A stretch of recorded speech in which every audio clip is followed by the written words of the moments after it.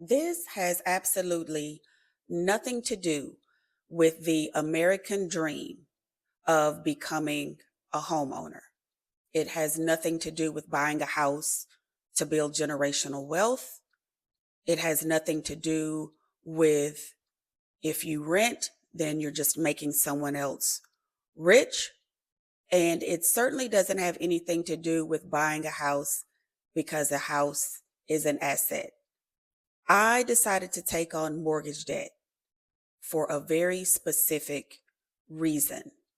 And in this video, I want to talk about why, what it took in order for me to make it happen. And then I want to talk about what's next.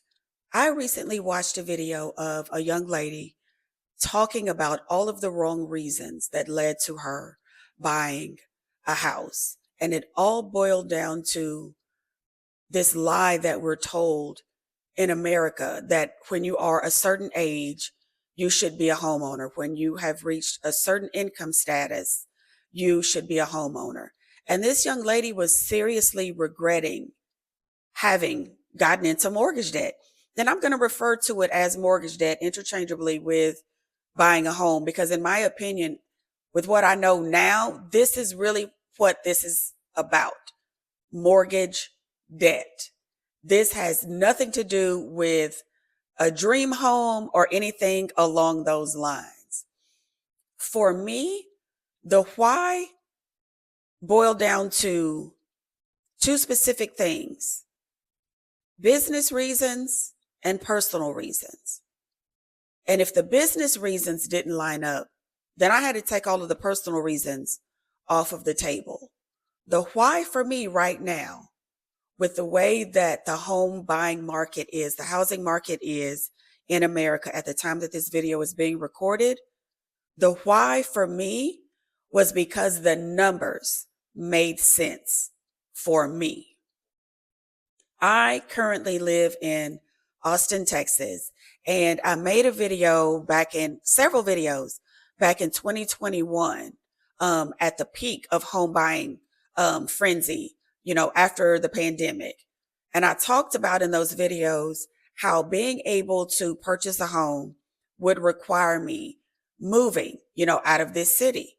And that is exactly what is happening. One thing you have to understand is that the national housing market data doesn't always reflect what's accurately going on in the local housing market. And that was the case for me. Austin is still very unaffordable, even with prices coming down as well as more inventory becoming available. I think right now our median home price is still well over $400,000.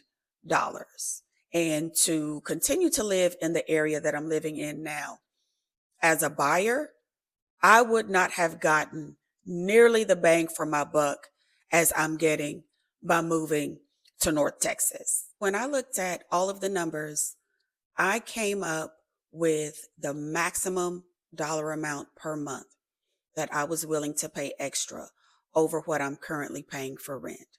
And that amount was $500. I could comfortably afford to pay an additional $500 per month toward my mortgage and not be in an uncomfortable financial situation.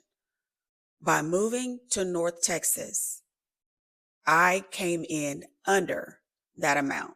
I am currently only paying $300 more per month for the mortgage payment than I was paying for my rent. And that includes everything being escrowed: mortgage, homeowner's insurance, property taxes, everything. And the reason why I got in under that $500 threshold that I had given myself is because I did not look at houses that were priced at the top end, at the high end of my mortgage approval amount.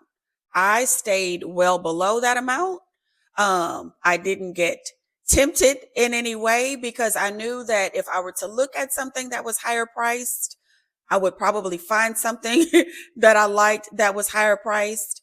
And I had to exercise a lot of self control. So I had been casually looking at houses from 2021 up until now. But it was in the summer of 2025 when I went ahead and started to move forward with the pre qualification process and looking at the area that I really wanted to be in. And at first, I was dead set on buying new construction because the first two times that I got into mortgage debt, it was new construction homes, right? But back when quality new construction homes were being built, that's just not the case right now. And so after looking at this one particular builder and just seeing how they did their inventory homes, even though it was new construction at the price point that I was looking at, you really didn't have many options. You were pretty much just going to go out into the neighborhood and pick an inventory home that met your needs within that price point.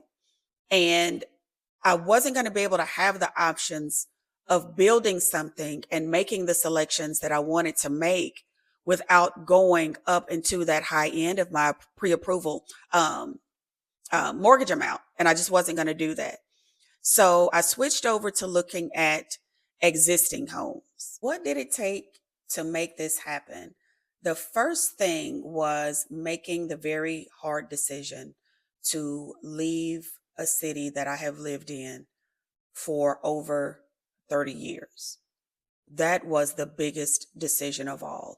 And even though I am going to be so close to family now, the decision was still not easy to make. And so moving beyond making the decision as far as the house itself was concerned, in order to make it happen, I had to get laser focused on the non-negotiables that I wanted when it came to purchasing an existing home. There were certain things that I absolutely had to have that were important to me, and not deviating from that and staying focused on those things and not being distracted by other things. I had to be very realistic. The new construction home that I would have purchased had the ideal floor plan and layout for me. And one of the important things in the floor plan was to not have the primary bedroom's wall adjacent to like the family room and the living room wall. I wanted some separation and distinction between those areas. And so when I started to look at existing homes, those options became very limited based on how old I wanted the house to be.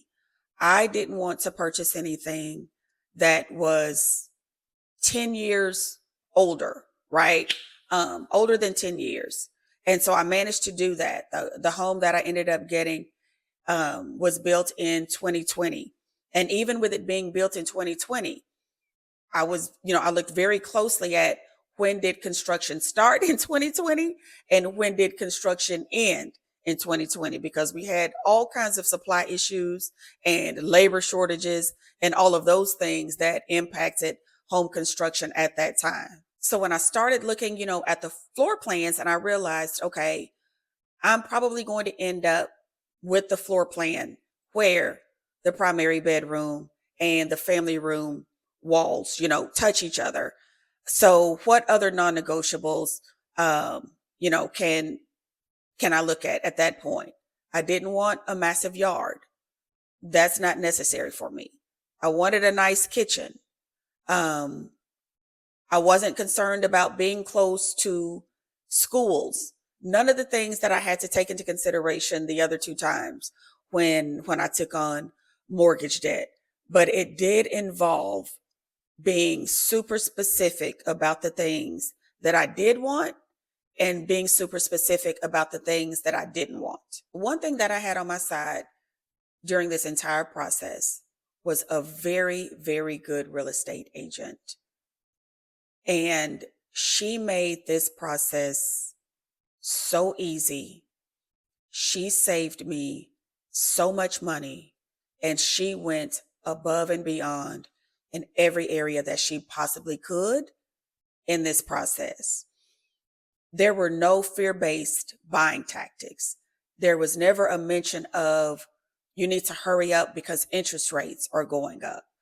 There were none of those tactics that give real estate agents a bad reputation. And I am so glad that I had her by my side, working for me and in my best interest. Even with things that she did not have to do, she stepped up and she let me know. And it just made everything so much easier to do. You know, if you are thinking that you don't want to work with a real estate agent because of the bad reputation that some of them have, particularly if you are buying an existing home, I don't know how you would make it through this process without an agent. Even with new construction, when I was looking at that particular house, she looked at, the contract and even the terms with how that new construction builder wanted to break up how the realtors, were paid, with not giving them, like this one lump sum, that all of this criteria had to be met in order for the agent to be paid. And then looking just like at the loan terms and all of the restrictions that would have come into place. As knowledgeable as I am, I would not have been able to figure that stuff out on my own. And so I say that to you to encourage you to do your due diligence and find a very good realtor to help you through the process, to make sure that you don't get taken advantage of, that you don't lose any money that you can't get back, and that you do end up in a place where you are happy to call that place home every single day that you're going to be there. What's next? Moving. I am all packed up for the most part and will be in the new house really soon. And I will come back in about 30 days and give an update on what those first 30 days were like. And then I'll also go into costs just a little bit, because I am completely surprised by how much moving expenses are. And I am only going, I'm staying in state, right? Going about 4.5 hours up the road. And the amount of money that I've had to spend on packing supplies, the budget was in shock. So I'm going to come back, give an update, and we will pick up the conversation from there. And I will see you back here for our next video.